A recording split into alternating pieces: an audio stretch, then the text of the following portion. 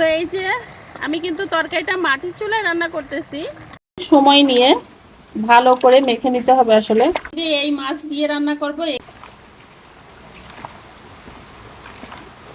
এই যে গাছ থেকে পেড়ে নিয়ে আসা ঝিঙে, তো ঝিঙেটা আমি কিভাবে রান্না করব সেটাই আপনাদের সাথে শেয়ার করব। চলেন যাই দেখি।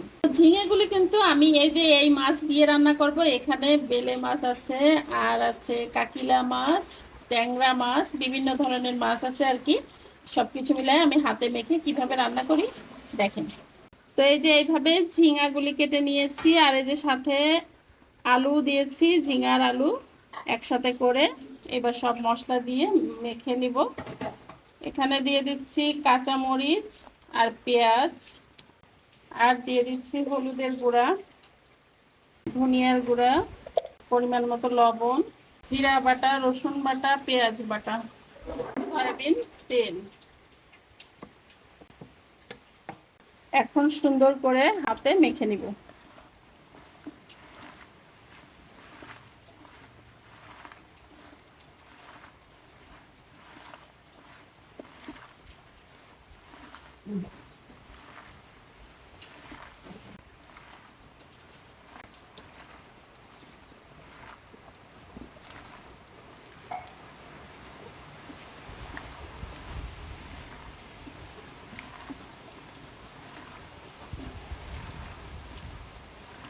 তো আমি সুন্দর করে কিন্তু মেখে নিয়েছি, অনেক সময় নিয়ে ভালো করে মেখে নিতে হবে আসলে।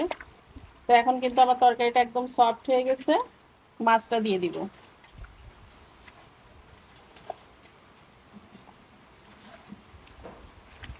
মাছটা দিয়েও বেশ সময় নিয়ে একটু মেখে নিতে হবে।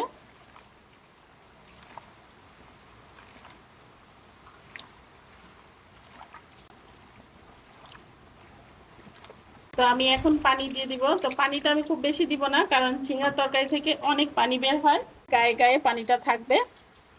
তো আরো পানি যেহেতু বের হবে। তো এই যে আমি কিন্তু তরকারিটা মাটির চুলায় রান্না করতেছি। তো বলক এসে গেছে, কিন্তু এখানে কিন্তু তরকারিটা নাড়াচাড়া করা যাবে না, উপর থেকে একটু জাস্ট চেপে চেপে দিতে হবে, কারণ মাছটা যেহেতু খুবই নরম, তো গলে যাবে। তো এই যে দেখেন, এইভাবে কিন্তু আমার তরকারিটা হচ্ছে।